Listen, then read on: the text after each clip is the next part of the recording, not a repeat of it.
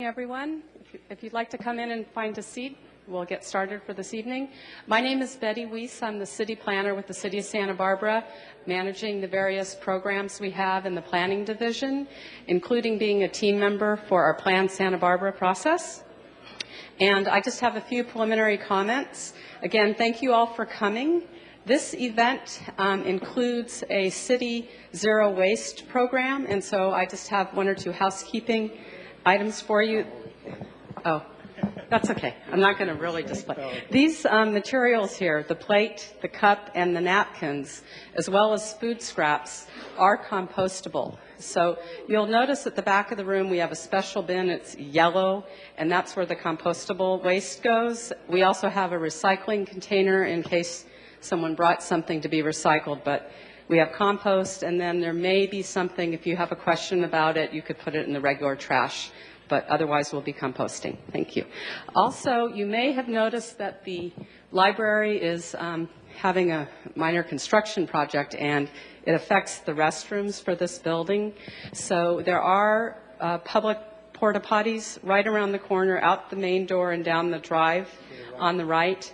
And we need to let you know, hopefully we'll be wrapping up close to 9 o'clock this evening, but they will lock those at 9 o'clock. So if you're thinking about a restroom need before you're leaving tonight, just be aware that you would do that before 9 o'clock.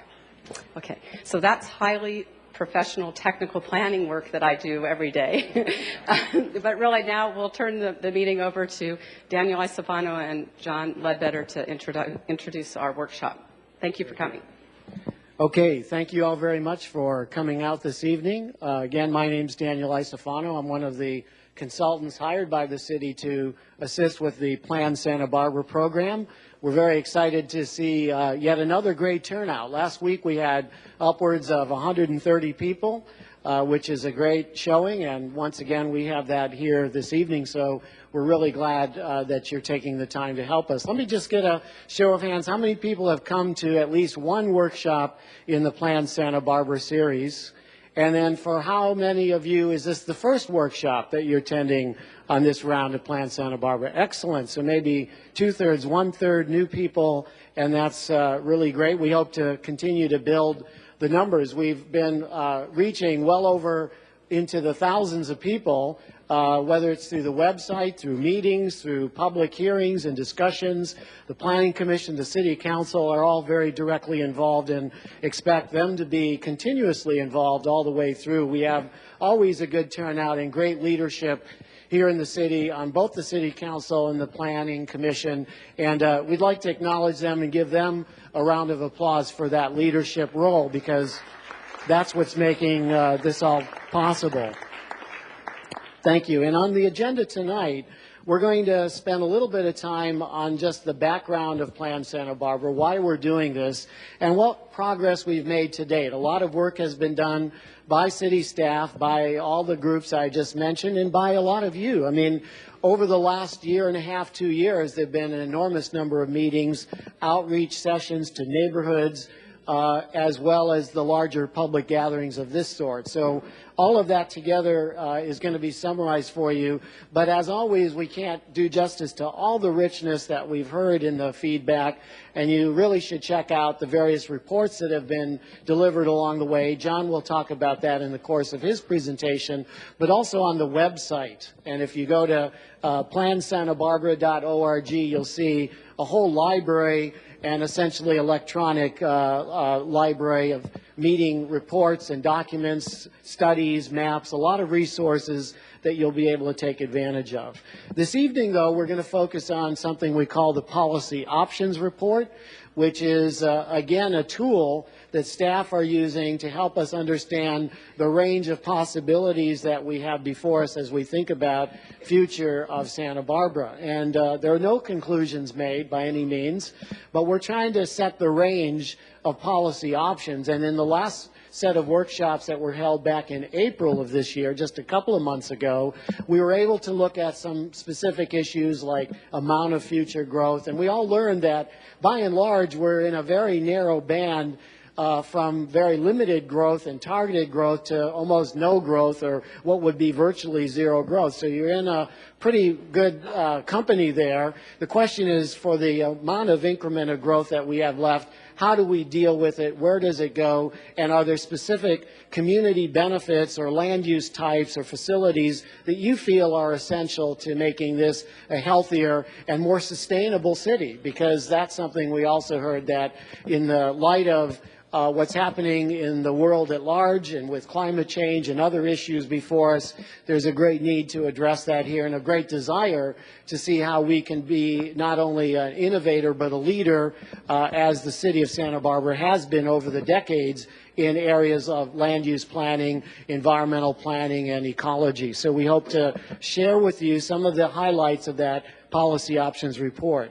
We'll also have a chance for passing of the mic, some visionary comments that you may wish to make here at the outset. We did that last week, and that was very stimulating. We have some amount of time for that. We don't want to take up the whole evening, though, because we do have a group exercise plan where we can get you into another format with a map and some other materials to give us more specific feedback, and especially in some of the areas that the City Council and the Planning Commission have been eager to receive your feedback. And they have given us specific direction on a lot of these topics and said, we really want you to ask the community some of these questions. So we're hoping there'll be a good amount of quality time devoted to that. We found that in the meeting last week, it worked very well. We had, again, even a somewhat larger crowd than we have tonight, and we hope to get through all of this material in the course of this evening and still finish, as Betty said, somewhere around 9. It'll probably push a bit beyond that. We hope you can stay with us, because it's important to hear the conclusions and any general statements at the end, so that way you all get to hear each other. And as always, it's very important that we give each other the respect and the care and the time to let them express their ideas. There's no right or wrong answers at this point. A lot of these topics are value driven, and so the nature of values means we really have to have a solid community conversation and not rush to judgment, and not assume that the other person, while they may disagree with you, that they still have the best interests of this community at heart. And I think if we come from that point of view, we can still respectfully agree or disagree and have a great conversation, and maybe advance toward the point where ultimately the Planning Commission and the City Council have to be, which is to make some kind of unified decision about future land use and how the city might develop going on into the future. So that is the goal. We're not making any preliminary or premature decisions tonight.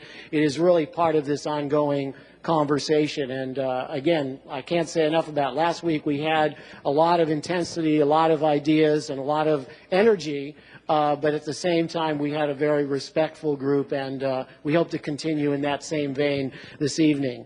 And so I would like to introduce our presenter for the background of this meeting to talk about the policy options report, and that's going to be our planner in charge of the general plan update, John Ledbetter. And John, along with the rest of the staff, Betty included, and many, many other staff, have been doing a great job in putting information together. And so I'd like you to acknowledge them, and John here coming to the microphone for the work that they've been doing on the general plan. So here, John Ledbetter.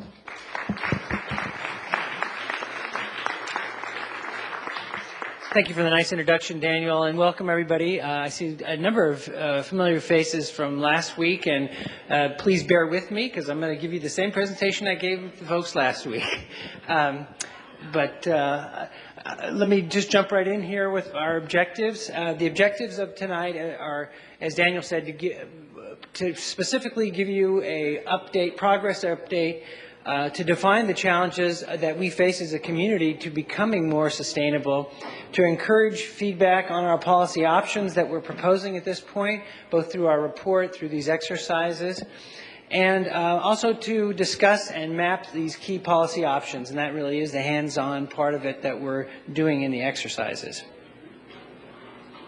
Progress to date, we've completed phase one as of last fall, and that was developing a baseline of conditions, trends, and issues. These are the factors that contribute towards our growth and development, everything from public services and facilities to water, housing, land use, everything that affects how we grow and develop. And also part of that was developing updating our master environmental assessments, which establish all of our technical environmental baselines that we use as thresholds, like for traffic, air quality, water quality, that sort of thing. And what we did as part of the public outreach was last summer, we did a number of different events. We held workshops similar to these, as well as what we refer to as our grassroots outreach committee meetings, where we went to a lot of different affinity groups, went out to the groups and took input in that manner.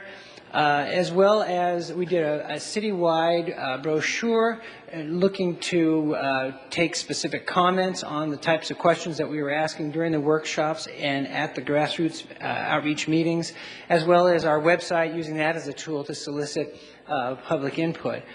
That was all concluded, as I said, last fall, and in our published in our second document, the Community Input Summary Report. We are now in phase two of policy development, and last April we put together a development trends report that outlined the development trends as they've occurred over the last 17 years in planning jargon during our last planning period since the general plan was updated. And that was presented to the Planning Commission in a workshop, very well attended workshop, and then two community workshops. What we did is each one of these phases, we take community input, we build on what we've heard from the community. We did that in the first set of workshops, again in the development trends workshops in April, and we'll do exactly the same thing through this workshop. So it's really a cumulative building process of what we hear from the community and how that input is taken and furthered along into the process. The Policy Options Report was published in July. We do have copies here. I see a lot of you have copies of that. And, you know, I think as Daniel mentioned, we can't touch on every single one of those policy options tonight. But we have selected what we feel are the key issues to try and foster more discussion among the community as to, you know, what people hold to be, you know, of strongest value and how we can come to some balancing of our values to come to a consensus on these issues. What we will be doing following these workshops is we'll be going out to our boards and commissions in August to present roughly, very quickly, some of the findings from these two workshops and to get some input from our boards and commissions. And then we'll be returning specifically to the Planning Commission on August 14th. And then at that point, we'll have the next iteration will be a policy preferences report, and that will go to the Planning Commission in early September, the 10th and the 11th, followed by the Council in October, where the Council will give us direction on what is the preferred set of policy options that we want to, the community wants to study through the EIR process, and that'll be where we initiate the formal EIR process through scoping and that whole set of legally mandated steps you need to go through. So just very quickly, some of the key findings out of the April workshops, three really big findings for us. One was that the community would like us to study a very specific range of growth. And as Daniel said, we refer to this as the next increment of growth. And it's pretty small when you think about it relative to how much growth is already built on the ground here in Santa Barbara. And I have a great little graphic I'll refer to in just a moment here. And specifically for non-residential, we're looking at a range between 1 million and 3 million square feet of new development and between 2,000 and 7,000 residential units. The second point that was made loud and clear to us through the last set of workshops was that all new growth and redevelopment or infill has to be sustainable. And so that's part of our challenge as a community is, trying to define what does sustainability mean, because sustainability means different things to different people. And some people really highly value the community character, the historic small town feel here in our community, and that takes precedence over everything. Other people feel like, affordable housing or social issues have equally as an important role. And it's important that we all are open to understanding that we're trying to achieve a balance here. And I think that last week was very good in terms of people respecting that and trying to come to conclusions about that. And then the third point was provide some degree of community benefit in all of our future growth. And these will be part of the exercises that this last point that we do tonight. This is the graphic I was referring to that I think is very useful in depicting this next increment of growth and how the community perceives this. This obviously is an aerial photo of the city of Santa Barbara, and you see all the existing development there. Approximately 21 million square feet of non-residential growth and about 37,400 residential units. That's what constitutes what we refer to as the built environment on the ground. The new increment of growth is about, as I said earlier, what we're going to study is for non-residential about between 1 and 3 million square feet of non-residential and between 2 and 7,000 residential units. And in terms of what should that look like, these are some of the areas that people defined as what community benefits should look like: affordable housing, city services, etc. But all this new growth needs to be green and sustainable, and it has to reflect at least some value of community benefit. And then what these green big splotches here down below, that's all the redevelopment. And all the redevelopment that goes on, that also needs to be green and sustainable. So there's really two types of activity that are ongoing. One is this new square footage, the new housing, and then the rest of it is all recycling, if you will. It's redevelopment of our existing structures. So what we've developed in the policy options report is really a sustainability framework for our general plan, a definition of that, a set of principles and goals to help guide growth and development. And the policy options report, these topics are, again, what we've heard that have carried through since the first phase of Plan Santa Barbara from the community. What's important? Land use, growth management, community character, etc. Sustainability, the definition, and there's a lot of different definitions of sustainability. We feel like this captures what we've heard from the community, that Santa Barbara is a diverse community that lives within its resources as an integrated ecosystem, protecting and improving the natural built environment for the social and economic benefit of present and future generations. Sustainability principles, it's very typical that these are characterized in three areas: the environment, equity, and the economy. So in terms of environment, we've defined principles that talk about what living within our resources means, managing our growth, managing our resources, protecting our historic small town character, building a multimodal circulation system, and ensuring a healthy community. Equity means promoting social economic diversity. And part of that is ensuring that we have the maximum amount of public participation in all of our community decisions. And finally, for economy, looking towards a vibrant, stable, yet flexible economy based on commerce, tourism, and education, and as well as a physically sound city government. And I'll wave at my boss back there. So the policy option report, again, these are the topics that are in the report that we've tried to maintain a true continuity from what we've heard from the community, and those are reflected in this report, and they will continue to get reflected as we go further into the next steps of the process. And now I'd like to turn it back over to Daniel, who will now lead us through our exercises. Very good. Thank you very much, John. And something we found very valuable in our session last week was to pause here, give a little opportunity for us to pass the mic and see if people want to make some comments or raise some lofty visions or concepts about the future. We're always looking for that, and we do our best to try to keep the staff presentations brief. There's always more we can say, but we try to limit that so we can really get the feedback from all of you in the community. And so this is not a public hearing where we're testifying and doing all of that. We want this to be more informal, so in that regard, just try to keep your comments brief if you could, so that way we get the maximum number of speakers here. And there are a lot of people, so I hope you realize each person can't have a full 2 or 3 minutes, otherwise we won't get to very many speakers that way. And the idea being that we have some time to hear your general thoughts about some of the overall themes that John touched upon, the idea of sustainability, what that means.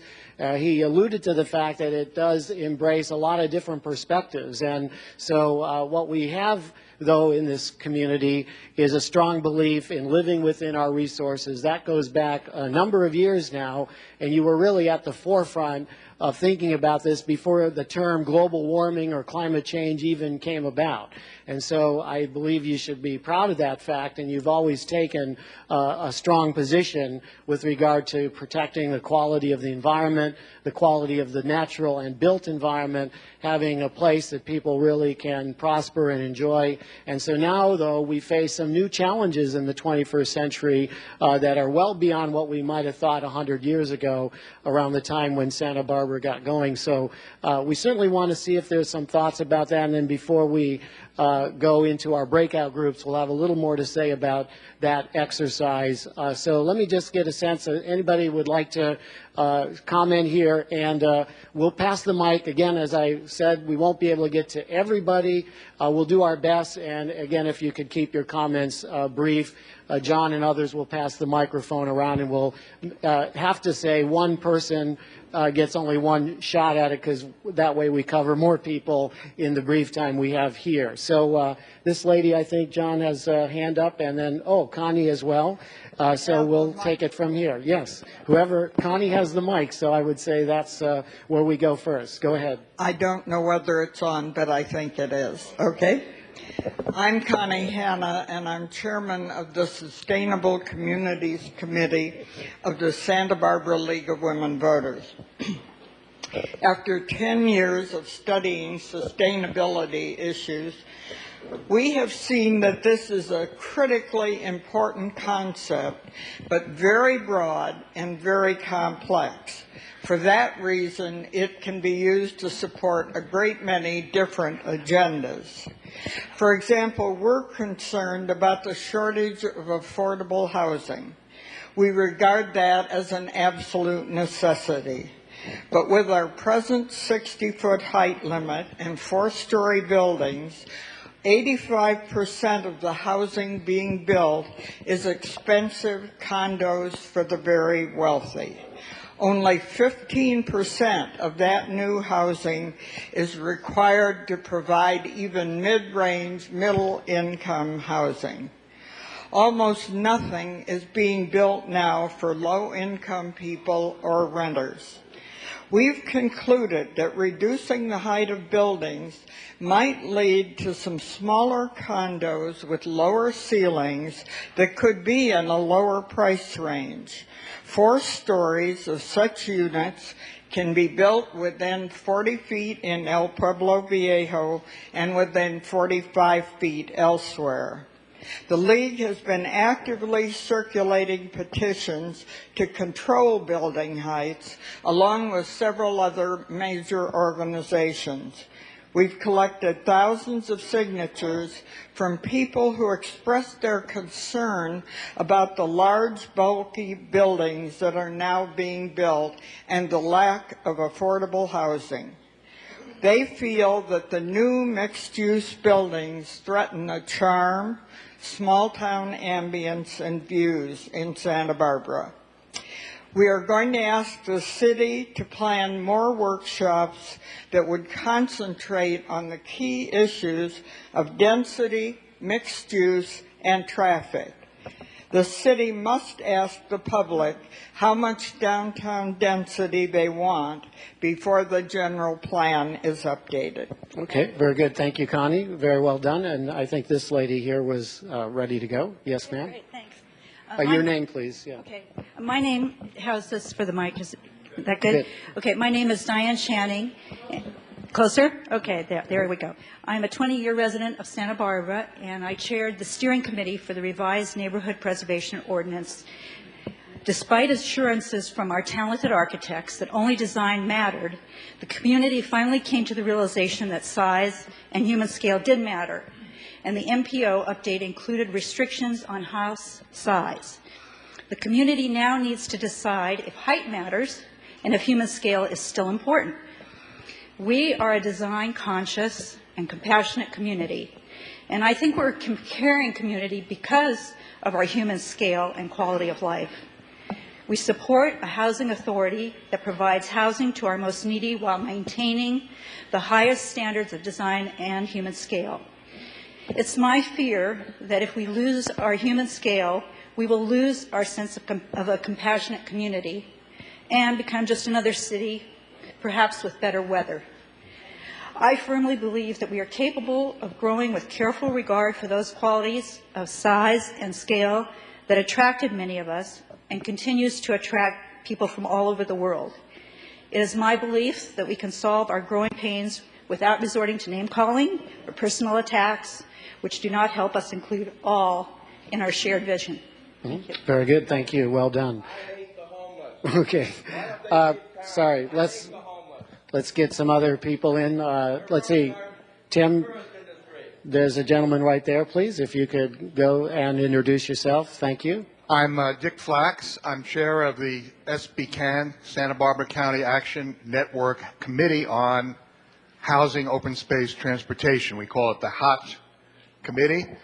Several years ago, we began to develop this paradigm to put meat on that concept of HOT, and we're very glad to see that the options being presented here are very much in the same spirit.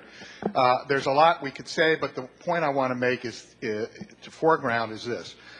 We agree that inclusionary forms of development are not a solution to affordable housing needs. We are very concerned that affordable housing, which includes not just low income but middle income and workforce housing, be the highest priority for the new housing that is developed in the city. We're a strong advocate of this. And those of us who oppose inclusionary models because they add a lot of market rate housing to the mix, we don't want that market rate housing. We all need to unite around subsidization programs that include perhaps taxes on parcels that would be raised. The report mentions this. Another idea is to raise fees for property transfer. Other means of financing affordable housing that don't depend on inclusionary zoning as the primary method. Okay, very good. Thank you. All right, let me take this gentleman up here, and then we'll continue to work the microphones around the room. Go ahead. My name is Yedidia de Vries, and I'm affiliated with the Santa Barbara Info Shop, which is a community-based resource center, and I grew up in this town. And sustainability means being able to keep doing whatever it is that you're doing indefinitely. And I don't necessarily want to sustain a town that's built on shopping and tourism and focused mainly on the rich. I want to transform this town so that it serves everybody instead of just sustaining the poor so that they continue to serve the rich. All right. Thank you very much. Who do we have next? Why don't we take this gentleman right here? Go ahead. Good evening. Go ahead. He'll regulate Okay. it. Yeah.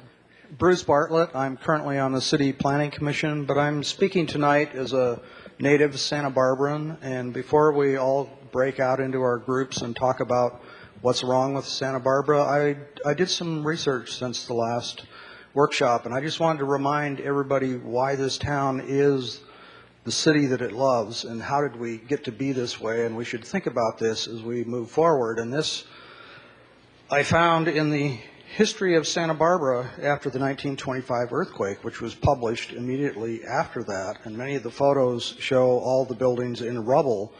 And what that did was bring this city together and have a vision. And at the preface of the book, at the very end, it had a slogan, and I think it's something that we should all remember as we face another time of crisis with energy and all the other things that we're facing. And that was that it has been resolved, and it is the slogan of all citizens of this fair city, to build a bigger, better, and more beautiful Santa Barbara. And that's why we love Santa Barbara. It wasn't because it was a small town feel. It wasn't being embalmed or protected in place. It aspired to be something more than it was, and it took that adversity and turned it into an advantage and made it the city that it is today, and I hope we don't lose sight of that vision. Okay, thank you very much, Bruce. This gentleman right here. Oh, thanks. Jim Smallwood. I moved up here in 1975, and my background was psychology, but the last 15 years I've been involved in water recycling, treatment and reuse, and then renewable energy systems. And I want to talk a little bit about water and energy for the future, and that for me I've shifted my thinking a little bit away from sustainability and things like wastewater treatment and solid waste recycling to thinking in terms of the practical management of water and renewable energy. So instead of labeling resources as waste to be managed somehow, thinking about basically and sustainability, thinking about the practical management of water and renewable energy. And for example, and because I'm involved in wastewater, a local wastewater treatment plant produces about 20 tons of solids per day, sewage solids a day, converted to renewable energy that could produce about 1 megawatt per day.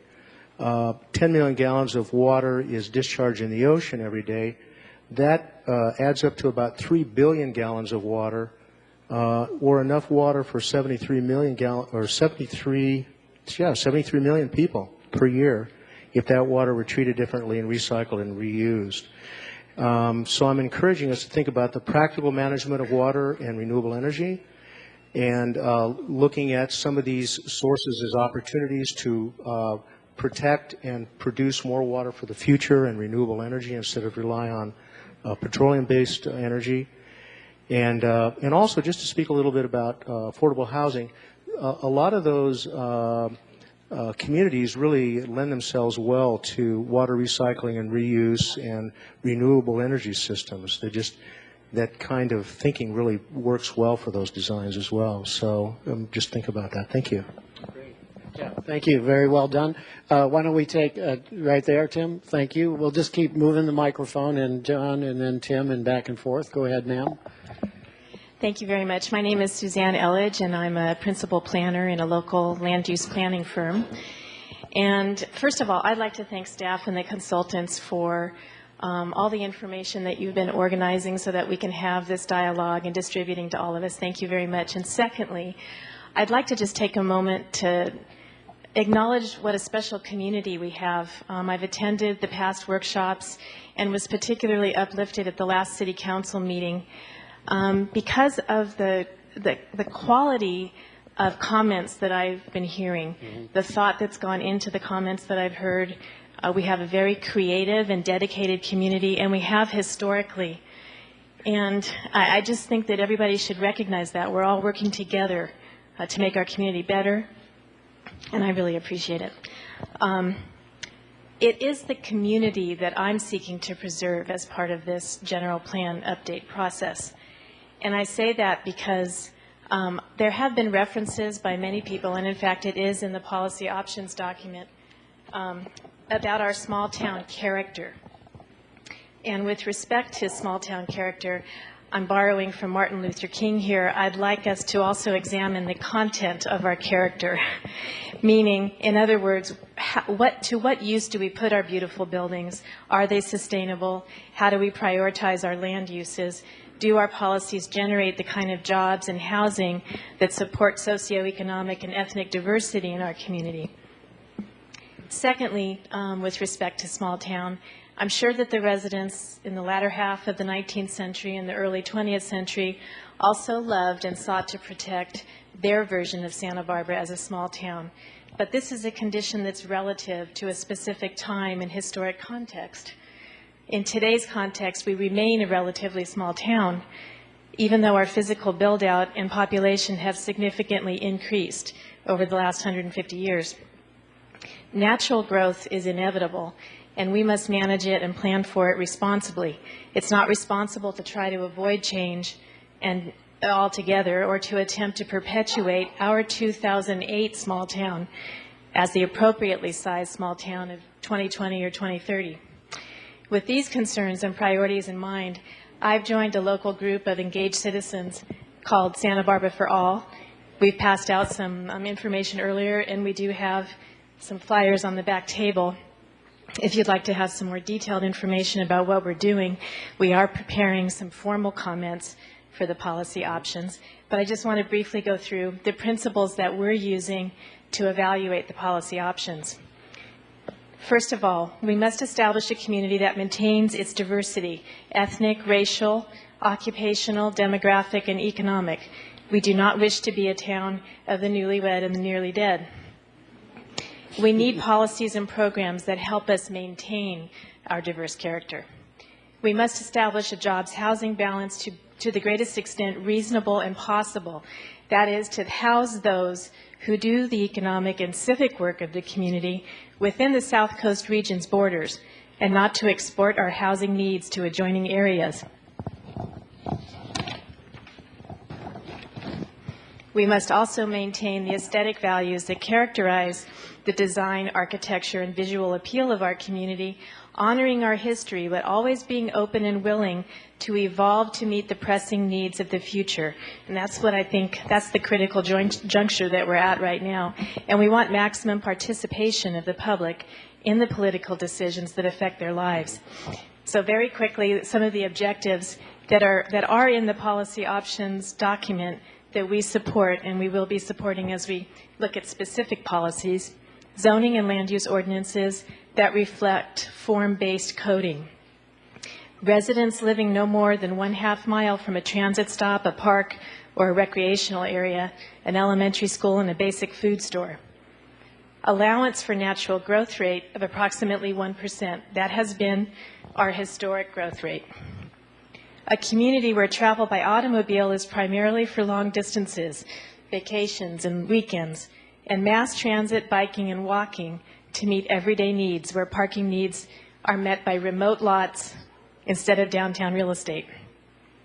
A community that houses nearly all of its workforce with sufficient housing for moderate, low, and very low income housing. And the last one, recognition of unique neighborhood needs and interests and the shaping of distinctive policies for each of our neighborhoods.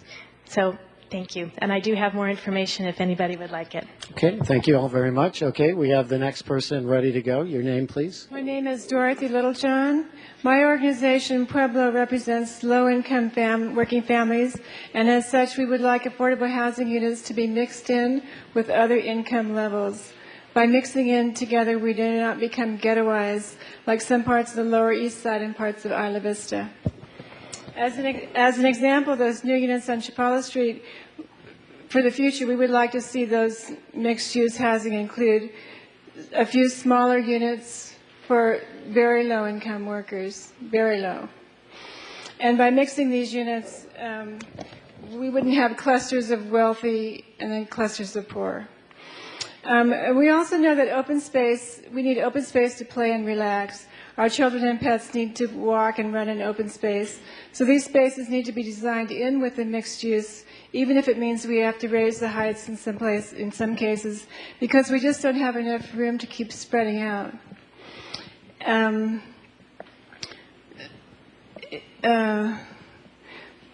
Like those units on Chapala Street, there isn't very much open space. I mean, there's a little tiny 10-foot area between the building and the creek, but there's not really much open space for all those units. I think their nearest park would be that one on between Haley and Coda, which is 3 blocks away.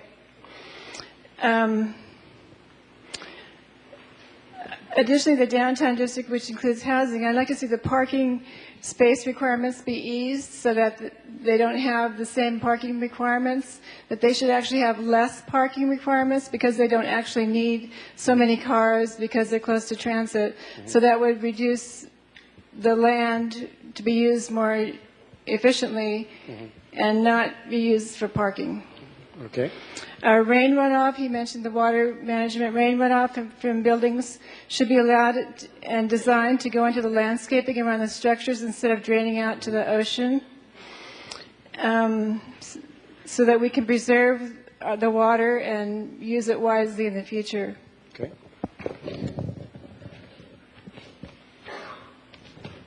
Thank you. Okay, thank you very much. We appreciate that. Gil, way in the back. Again, we'll keep moving around the group here.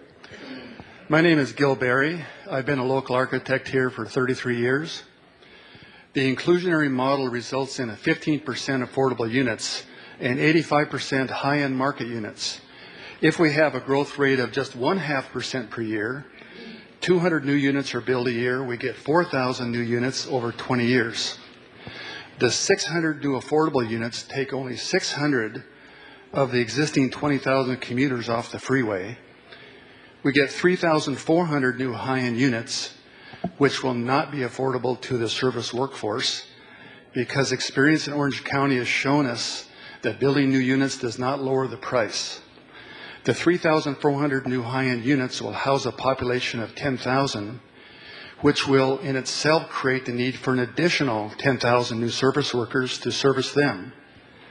Since there are only 600 new units affordable for service workers, the smart growth model will add another 10,000 service worker commuters to the existing 20,000.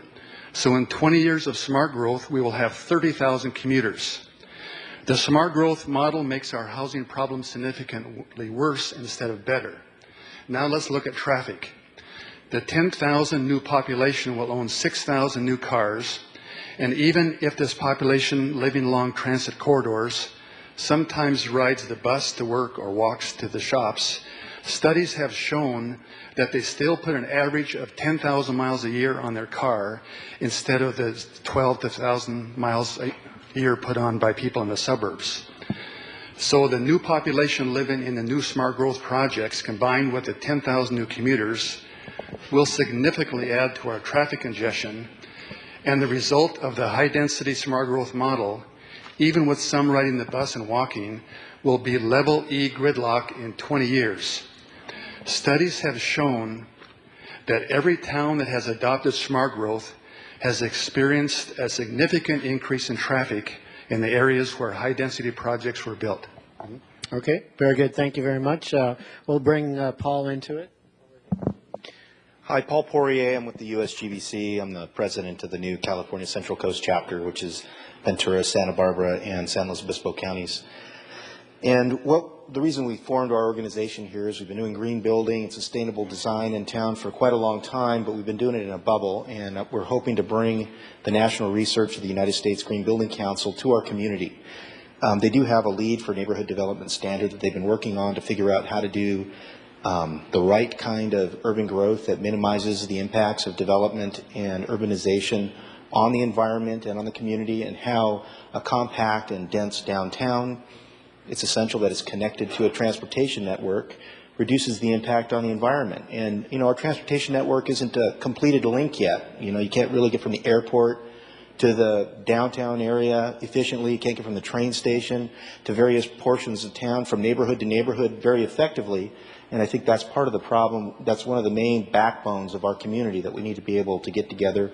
We also need to have the density around that transportation network so that it gets used properly. And I respect Gil's comments, but I think that the research of the United States Green Building Council, which is sponsored by a number of different nonprofit organizations and the EPA, have concluded that a compact downtown development reduces overall air pollution, reduces health impacts, mental health is improved, people's cardiovascular systems are healthier because they're forced to walk a little bit and exercise a little bit, and the kind of low density urban sprawl model, which is kind of how all of California has been modeled up to this point, results in obesity, hypertension, a lot of bad health issues that I know we can do better with. And as many of the other speakers said, everybody in this room shares one opinion, and that's they care a lot about their city, and that's why they're here. And so I applaud everyone for coming, everyone who disagrees with me, everybody who agrees with me. We all share that one point. You know, we're here because we totally care about this place,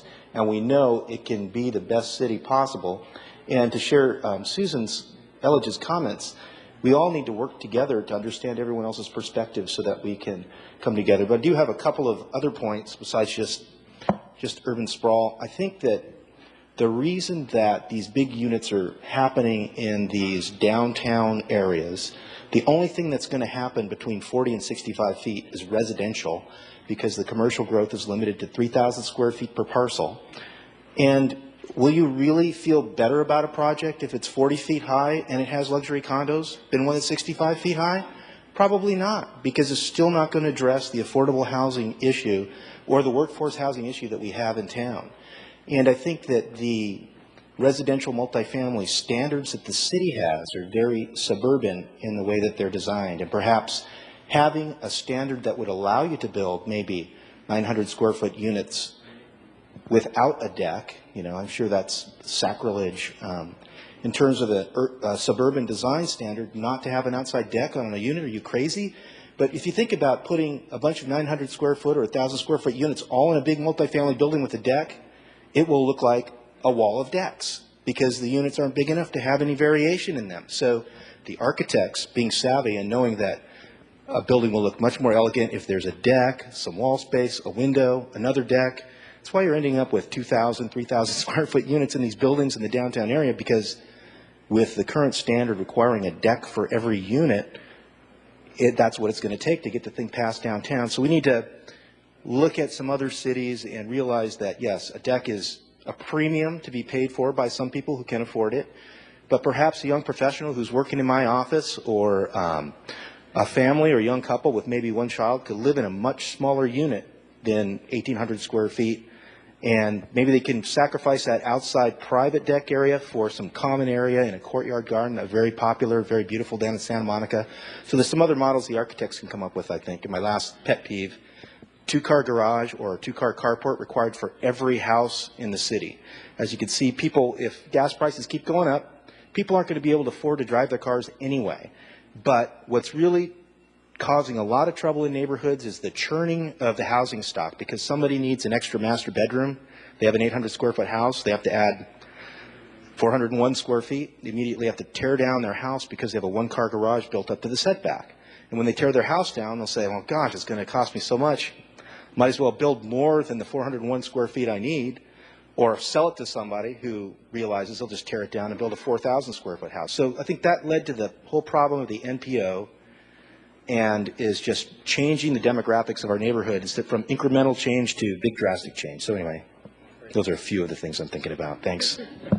Well done. Thank you, Paul. There's still a lot of hands up. This gentleman is next with the microphone, and then in the back after that. Go ahead, sir. My name is Steve Amerikaner, and I'm the president of the Coastal Housing Coalition. A number of you know what that is. This is a group of local employers. We're actually supported by 60 local companies which employ over 45,000 workers. This is the economic engine that drives the South Coast. We believe that if we're truly going to live within our resources, and that was the first principle on the screen derived from the April workshops, then the guiding principle of Plan Santa Barbara is that we cannot in good conscience continue to export our housing problem to our neighbors, which is what we do, which is why we have 20 to 25,000 people commuting every day from Ventura. We don't often think of housing in same terms as sewer and water. We've talked about living within our sewer resources, our water resources, our other resources, but we haven't talked about that in terms of our housing resources. And we need to provide those housing resources for the people who work here. Tonight I'd like to express our support for the vision and the guiding principles laid out by Santa Barbara for all, as Suzanne Elledge so articulately explained them. We think that we do need to plan for inevitable change, and we do need to address our current housing shortage. This is not a question of future growth. This is a question of dealing with a problem that we have now and that we've had for 20 years and we haven't effectively dealt with. We believe that community character is as much about the people who live here as it is about the buildings that we build here. And if we don't provide a community for the people who do in fact work here, we cannot in good faith, in good conscience, say that we have the kind of community character that we say we want. I'd just like to pose 3 specific questions for us to think about tonight. First of all, rather than bashing any particular segment of the community or of our housing stock, let's ask ourselves the question, what is the ideal mix of housing that we need to serve our needs? Condos, apartments, small houses, cottages, medium-sized houses, and larger houses. Secondly, Santa Barbara does not live in a bubble. We live in a region. Our housing problem is a regional problem.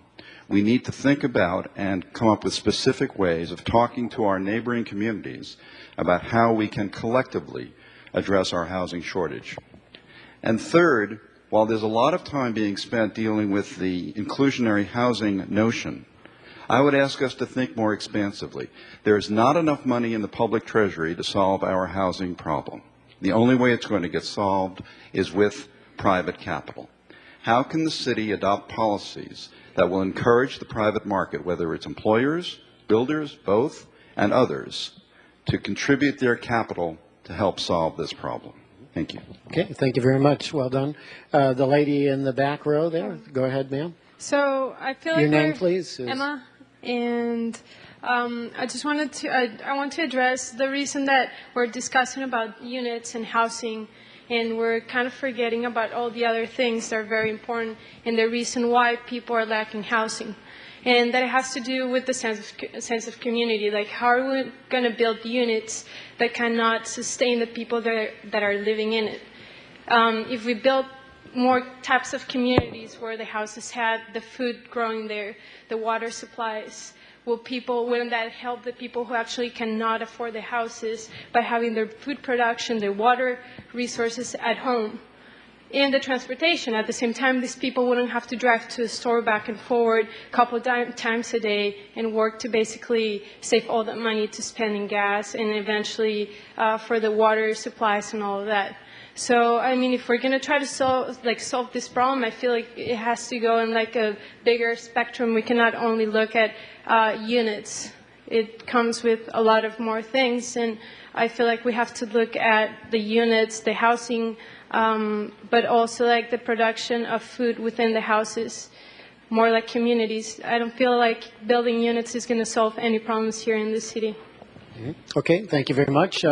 Let's again see who's next. Tim, where are you? Why don't we take this lady right there? Okay. Again, I'm going to say in advance we can't get every person because of the time we have limited tonight, but we're getting a good smattering here. So if we don't get to you, please use the comment form. We'll be passing those out later. And plus your own notes, which are well prepared and typed out. We'd like to collect copies of that. It'll help us in documenting today's workshop. But we're also making a tape record as well, so we'll have all of it captured. So go ahead now. Thank you. My name is Sue Adams, a 50-year resident of Santa Barbara and also president of the Pearl Chase Society. And I want at this moment to make a comment about an email that appeared as an alert from SBCAN that reflected erroneously the most inflammatory and incorrect language and was attributed to one voice in our society. And I want to say that it certainly doesn't reflect any of the board members or the membership's feelings about this community and about the building and the concentration that this community gives to the way we build our city. The Pearl Chase Society is a traditional group of preservationists and individuals who believe in the historic structures in our city. And we are here to protect those structures. That is our basic focus. But many of us are social activists, and we truly applaud the affordable housing elements that this city has so ably enacted and provided.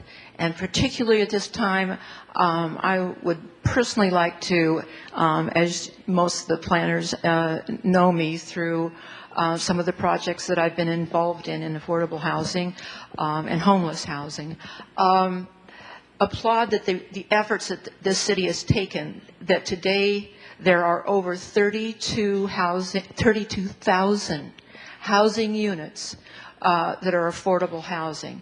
This is a focus that the planners, the city council, that the individuals who are working hard in this community to be inclusionary, they are doing a phenomenal job. And I just want to applaud their efforts, and particularly the efforts of the City Housing Authority, Rob Pearson, who is here tonight, who I think walks on water. And thank you, Rob, for all of the efforts that this city has taken. I want to also ask just your indulgence a little bit longer.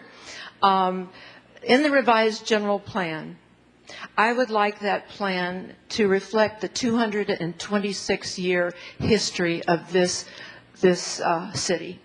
And I believe that it must be chronicled in the general plan, and we would like to help contribute to that element. We would like to mention that in a bold move back in 1922, that Pearl Chase and Bernard Hoffman changed the look of the city to Spanish colonial revival architecture, and I think had developed at that point in time a uniform look for the city, which the Pearl Chase Society happens to appreciate. But basically, we appreciate the activism, the community volunteers, much like yourself, that went into a look and character that we love today. We therefore stand very firmly and very strongly about the not utilizing the 60-foot height limits. We prefer the El Pueblo Viejo designing. We wish to go on record as saying that we appreciate the 40-foot height limits in El Pueblo Viejo and in many other historic areas of our community. We feel that crowding our historic architecture takes us out of context with our history, and that those historic buildings should be protected and in view. And as the same goes to our support of the policy options CC 16 and 19, which protects the sweeping views of our foothills and mountains. So we also support the historic compatibility policy option, which protects, again, our historic structures.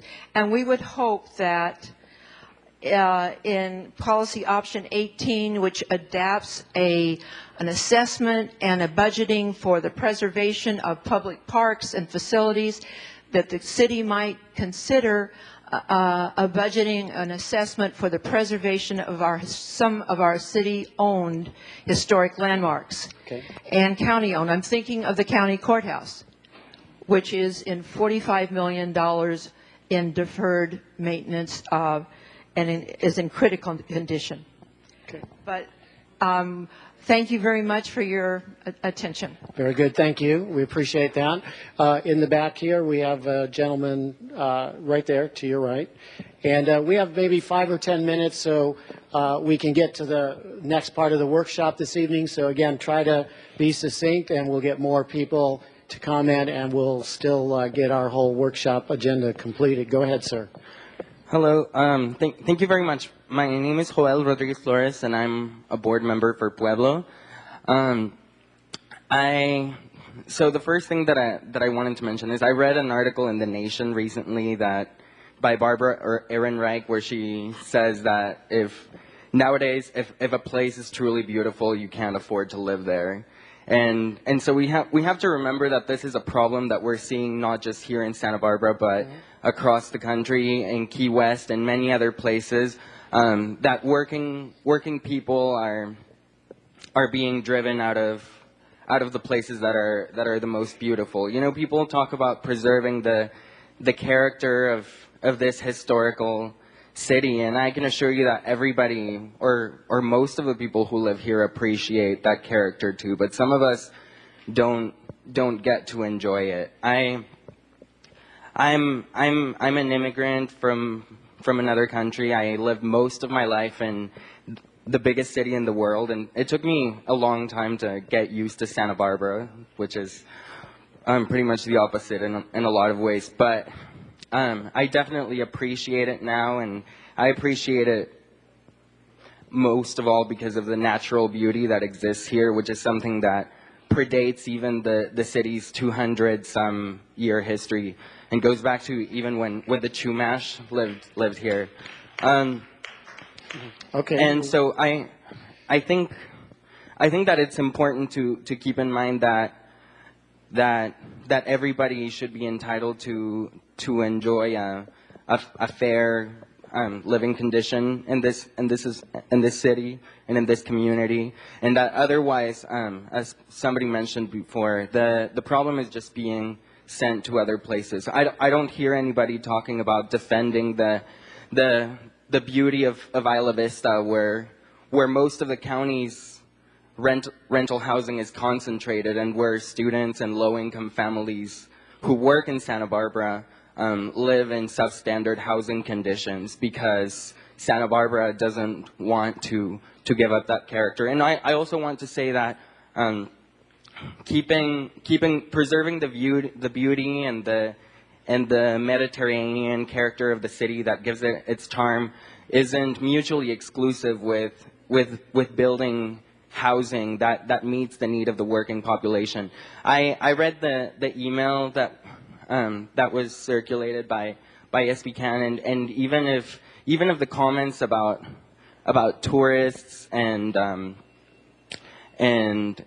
wealthy retirees being the driving force of the region's economy are not attributed to the person or to the group that they were attributed to, that is certainly the sentiment of many people in this community. And we have to remember that working people are the driving force behind the tourism industry, behind every single industry that keeps the city afloat. You know, Santa Barbara, the largest employer in Santa Barbara County is UCSB, and many of its employees live in poverty. They earn poverty wages. Many of them have to work an extra job or 2 extra jobs, and I don't see any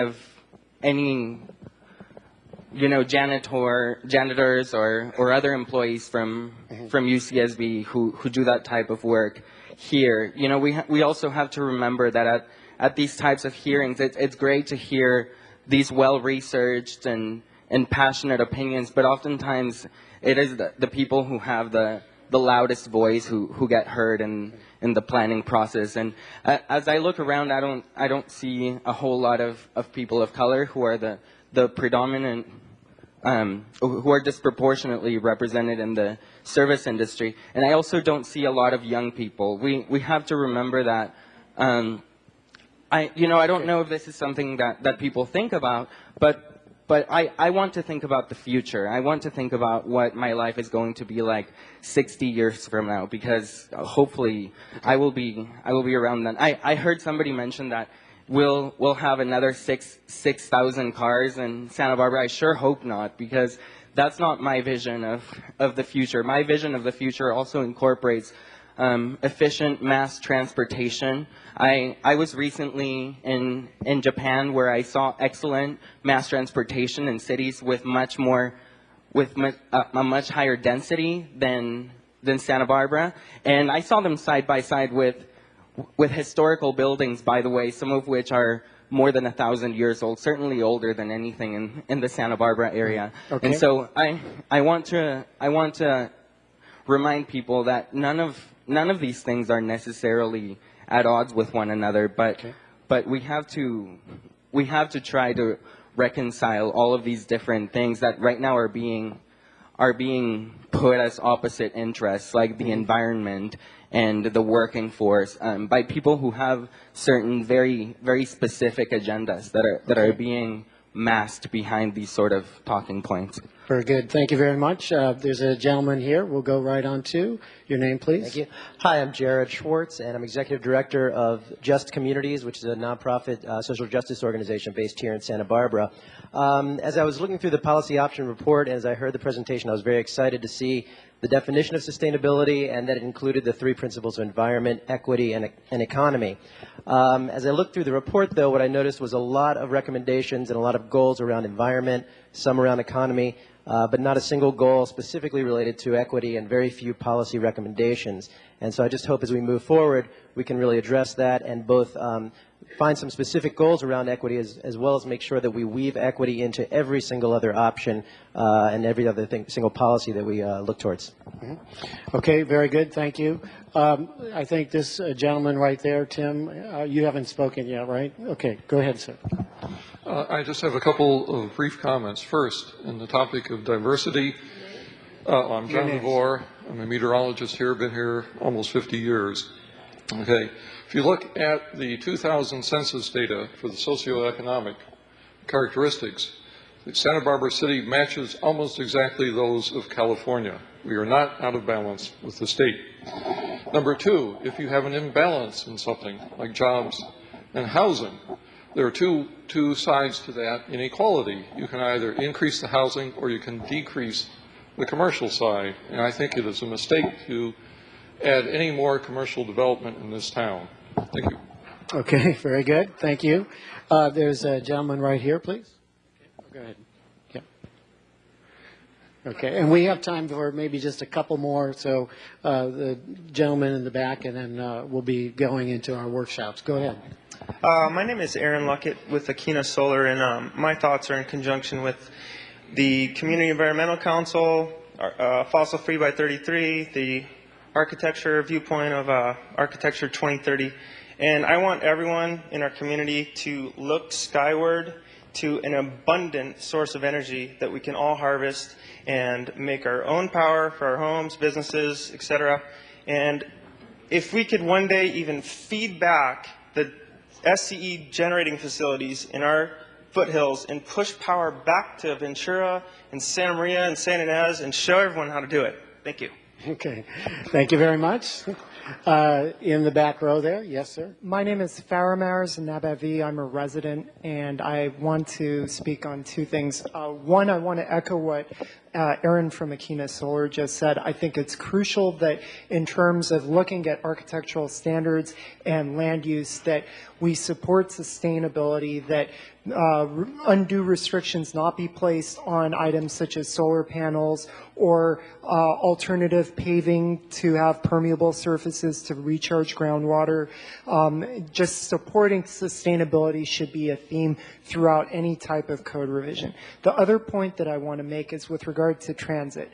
It seems like almost everybody here, whether they support more growth or they want to limit growth or want more density or less density or more height or less height, everybody agrees that having more transit is a goal that we can consensus on. But if we don't set specific metrics and then build a plan around it, we won't get it. I take the bus to work 3 to 4 times a week. And quite frankly, I think a lot more people would if there was more transit. And I think we have to think long and hard because the state and the federal government may not provide us with enough subsidies to be able to do the job, and raising the transit fare might not do the job. So maybe we need to think about a special assessment tax. I think we need to look at changing the incentives so that driving and parking in Santa Barbara costs more and taking transit is more convenient and more frequent and does not cost more money. Thank you. Very good. Okay, I think that lady there has a comment. I'm not sure. Okay, go ahead, ma'am. So much. My name is Tan Chang, and I'm an architect and designer and planner here in the county. What I've done here is responded to Al Gore's call for a 10-year immediate renewal energy plan, and we have here a proposed concept intra-county solar power grid system Santa Barbara County, USA, 12 hubs, 12 urban hubs, which would connect existing highway systems to existing rail systems at natural convergence points. These kids are just putting these concept maps, they're just concept maps for dialogue, and also with regards to transit, there's an idea around the U-Loop that would connect the waterfront to the university along the State and Hollister Street with 7 urban plazas. The waterfront train station would be the first plaza. Downtown, uptown, Nolita, Hollyturn for Hollister Turnpike, Old Town for Old Town Goleta, Airport train depot, and then a green village along Los Carneros, El Colegio roads to the university. 7 plazas along the Santa Maria Valley, reactivate the Santa Maria Valley Railroad for passenger use. It's not being used for beats.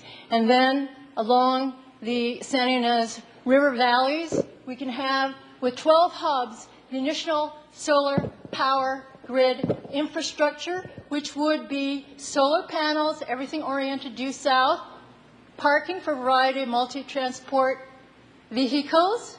Our future is in electrical plug-ins. Dimensions of vehicles are going to get smaller. Parking's going to get smaller. Lanes are going to get smaller. Everything's going to get smaller. So dimensions are going to get smaller, and we can do this. Very good. Thank you. Good vision. Okay, there's a gentleman up here. My name's Arjun Sarkar, and I work out at UCSB in Transportation Services, and it's a good segue to what just happened in terms of our multimodal choices that we have on the Central Coast. And what I want to specifically address is that when we combined alternative fuel and advanced fuel, renewable types of fuel, with our transportation system, as well as our personal automobiles, then we can make these large strides in terms of sustainability and reducing our carbon footprint. So what I'm going to be influxing, the transportation section of this plan is really great, and I think a little bit on alternative fuel influx in there will be a big win. Great. So thank you. Excellent. Great. Thank you very much. We're going to move on to our discussion groups. Before we do, though, I'd like to have us all thank all the speakers who did an excellent job in bringing forth all these ideas. And again, continuing in the great Santa Barbara tradition of thinking about the future, discussing it, conversing with each other, and doing so in a very respectful and very appreciative manner. I just wanted to give you a few overview points about the group discussion topics. You'll see reflected here a lot of the comment topics that you raised here in just the last few moments. We're going to ask you to submit in writing any additional comments you have coming out of tonight's workshop to supplement our record of this evening's discussion. And we're very much trying to focus on a couple of key issues that we don't have a good amount of discussion on just yet, and that has to do with where do we locate any future growth, if we do have any. And as John indicated, the range that's being studied is a fairly small increment at that, and of course to talk about community character. We also wanted your feedback on what we have so far defined as community benefit land uses, and that comes in 2 different categories with respect to affordable or workforce housing and some of the specific needs or requirements that we have, some of which were mentioned by many of the speakers, and where do we think that should best be located and how should it be done. We wanted you to also look at other residential type of land uses which are equally important, such as health facilities, small local businesses that are owned by the people of Santa Barbara, nonprofits, youth and child care. There are a number of specific needs that have been identified by you in various other community workshop discussions. You'll see in the discussion groups also a map which essentially puts together the area of existing development patterns. It shows where the existing commercial areas of activity are, where there's the greatest greatest concentration. In some cases, for example, up on the Mesa, there's a very small portion of neighborhood serving retail there.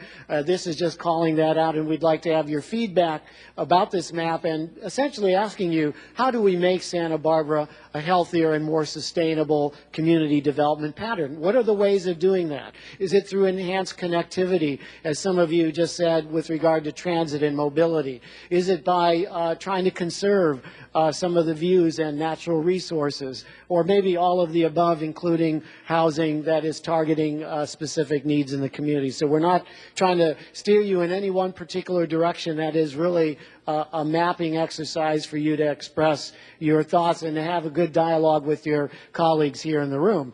Development standards, again, specifically the Planning Commission, the City Council are asking, what are your thoughts with regard to housing? But before we jump in and talk about changing it, maybe you should make sure you examine what the existing standards are. What is that telling us? What is that leading us toward? Do we like that?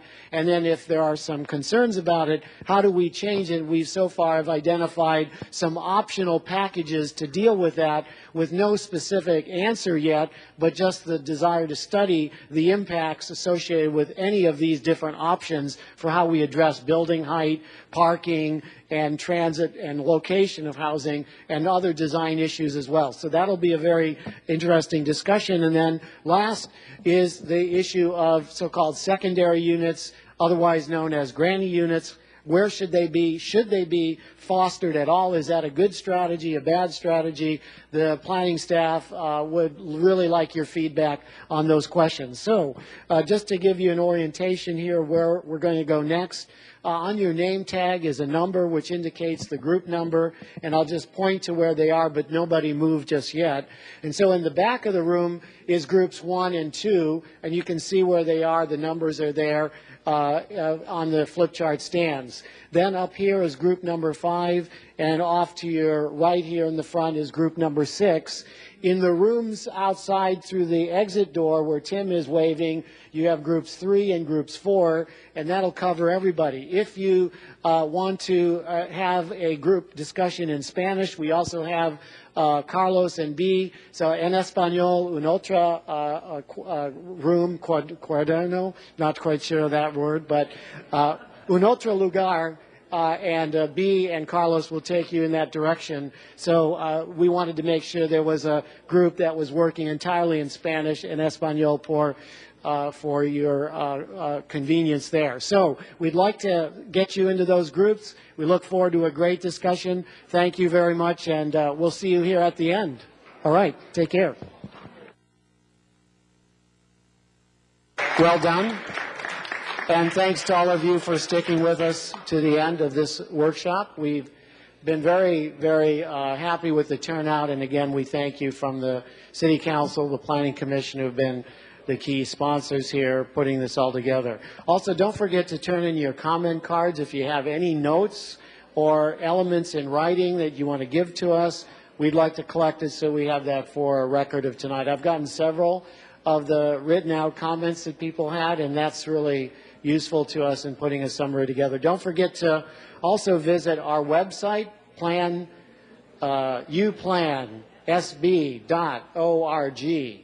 uplansb.org. We have all the last couple of years of reports, workshop notes, comments, a lot of interesting facts and figures there. You can log in, you can sign in with your email, and the site will keep you posted on any new events or anytime anything changes on the website, which is a nice, nifty feature for you. So we're trying to use Web 2.0 here as we go through this general plan.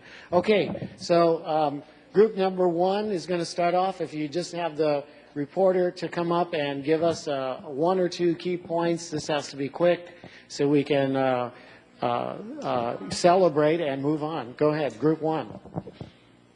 It's on. It's on. Okay, my name is Willie Shaw. I volunteered to be the group spokesperson to share with you our 2 recommendations for future improvements in Santa Barbara. The first one was public transportation on State Street.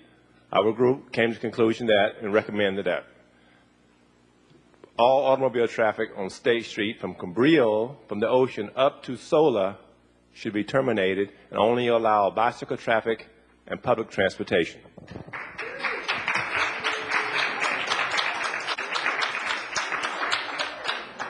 So more or less, you can see this one area from the Cabrillo up to Solo, which is right about here, that would only allow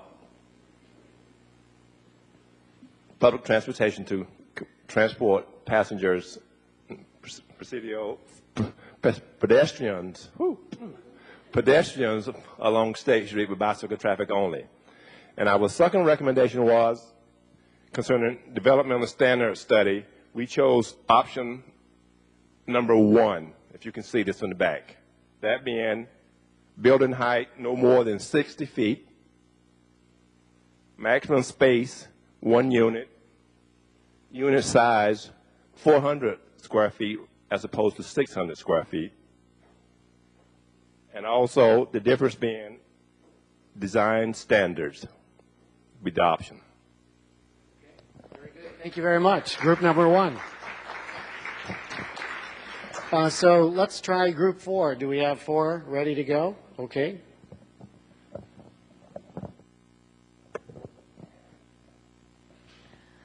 Hi, my name's Megan Burney. We had a diverse group, to say the least. Our 2 main commonalities was first balancing use in our neighborhood nodes, so jobs and housing with transportation. And then our second one, we also identified walking and biking as key community priorities. Ultimate brief report. Thank you. Group 4. How about number 6? Group 6. Here we go. Hello, everybody. My name is Leif Skogberg, and as part of number 6, I guess I was volunteered to come up here. With about 30 seconds left, we were asked, what's the most key point you want to bring back to the group? And we were like, one older gentleman said water, which is something we had talked about earlier, the health of our water and the importance of having healthy water systems in our city to maintain our own health, which, and then I went off on a tangent saying how important how important it is to protect your water systems for ecological health, which provides community health. And the basis of any sustainability and any ecological design for a city is protecting your water quality. And to stack functions by maximizing resources, maximizing the resource of water. So any water that falls on your roof is either used for a rooftop garden or is caught in rainwater catchments or is used in the landscape. And the other last thing was to maximize all resource uses on site. So any sun that hits your site is either used for solar collection, electricity or water heating, or growing plants. So that was kind of the summation. Okay. Thank you very much. Well done. Let's go here to group number 2. Hi, I'm Ed Fuller, and our 2 things. One, we felt that the walking distance for transit accessible areas should be increased, that we could walk further to get to transit. We also felt that the main thrust of additional housing should be affordable by design housing, bottom end, market rate housing, not with deed restrictions on affordability, but possibly with deed restrictions on owner occupancy and or even deed restrictions on first-time home buyers, so that every time it was sold, it would only be sold to people who qualified as first-time home buyers. And we feel that this would keep more affordable, we allow more affordable units to allow people to participate in the marketplace and still keep those units affordable in the future. Thank you. Great. Thank you. Well done. Let's go here to group number 3. Group 3. Do we have a reporter? Okay.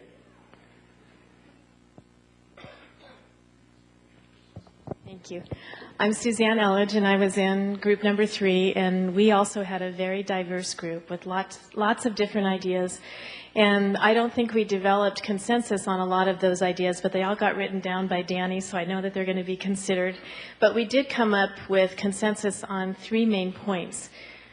One was that these maps that we're using to identify appropriate locations for various land uses should include the resources that we are concerned about protecting. It makes a lot of sense that if we, for example, there isn't a lot of this in the city, but if we're going to have agricultural or farm resources, then we wouldn't want to try to locate those where we don't have good soil, for example. So we think it would be a good idea for this exercise when we do it again. It should include the location of the resources. Okay, another thing, we need to incentivize the kind of development, affordable housing, for example, and de-incentivize the kind of development that we don't want. So that was the other big idea. And one of the ideas for doing that was dual density, which is sort of represented with option number 2. And we didn't select one of these, but we just note that option number 2 is a way of providing, for example, more density if the project includes a community priority land use. So we like that idea as a potential way of incentivizing the kinds of uses that we want. And I guess that was it as far as the big ideas, but we really had a great group, and even though a lot of differences of opinion, it was respectful and a lot of good ideas came out of it. So thanks. Thank you. Well done. Okay. El grupo número 7, hablando en español, so here. Gracias.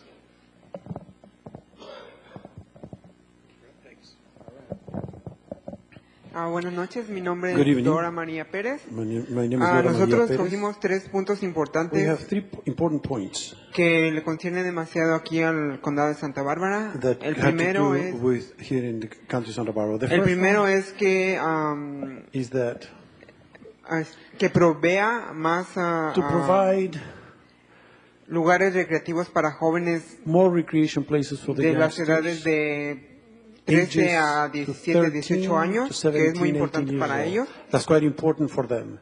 Would you like me to do consecutive? Perfect. Thank you. Thank you.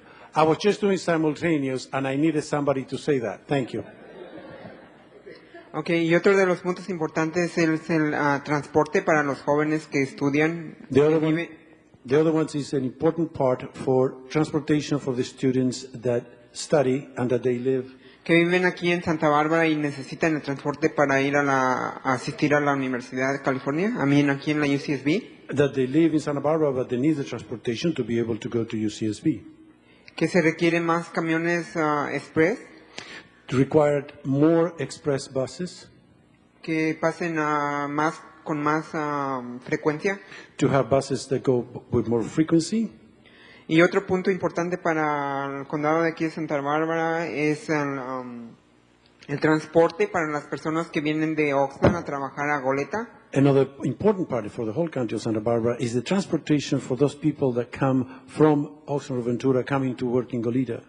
Y que no sea solamente un camión al día, sino que sean not just a bus a day, sino que sean varios en diferentes horarios. Different times. Porque es bastante gente la que viene a trabajar de Oxnard aquí a Santa Bárbara y Goleta. It's quite a lot of the people that comes to work to Goleta from Ventura and Oxnard.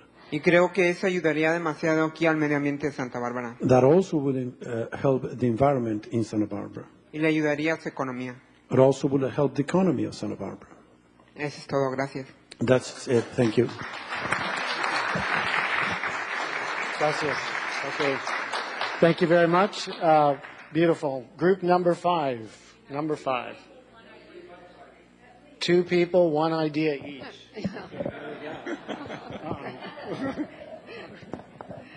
Okay, I'll go first. Okay, I'm Sheila Lodge. And one of the things that we talked about was in this discussion, everybody agreed that there needed to be an EPV study area. There was a considerable discussion about allowing for a maximum of having at least 3 floors. There wasn't that people didn't think that there should be that historic structures should not be overshadowed and crowded by tall buildings, or some of the other points. And there didn't seem to be a great deal of support for going all the way to 60 feet. One person did, but most people wanted to keep it somewhat below that. Okay, very good. All right, Steve? I'm Steve Americana. We had a scary group. And it was mostly scary because Das kept on saying that he agreed with me on things. Yeah, that's pretty scary. We took the idea that group number one had and we made it far more radical. We looked at the transportation spines in Santa Barbara, and we think that there's a main one that goes from Upstate Street from the harbor all the way up to La Cumbre. And then there are three ancillary spines. There's one on Milpas, there's one on San Andreas, and there's one on Cliff. And we think that the future development pattern in the city ought to be built around those three spines, and that from State Street, on State Street there ought to be the kind of frequent and free buses that run up and down 16th Street in Denver. Every minute and a half, there's another bus that goes up and down the street. And there are no cars on 16th Street as a result. So you make it very easy, convenient, and cheap for people to go through the city. And you provide smaller vehicles, but the same idea on Milpas, San Andreas, and Cliff.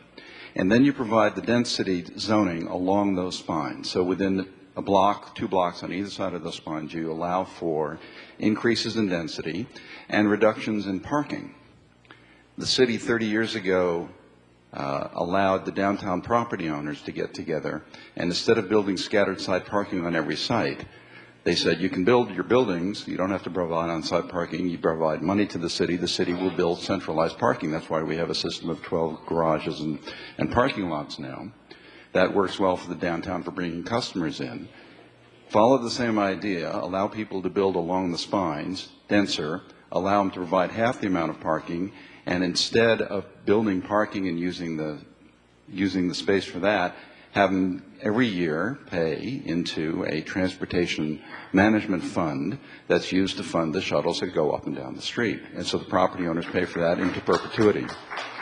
That's the idea. Very good. Thank you very much. And thanks to all of you for coming out tonight. It was a great effort on all of your parts, and we thank you. And have a great evening. We'll see you at future workshops, so stay tuned. Thank you. Good night.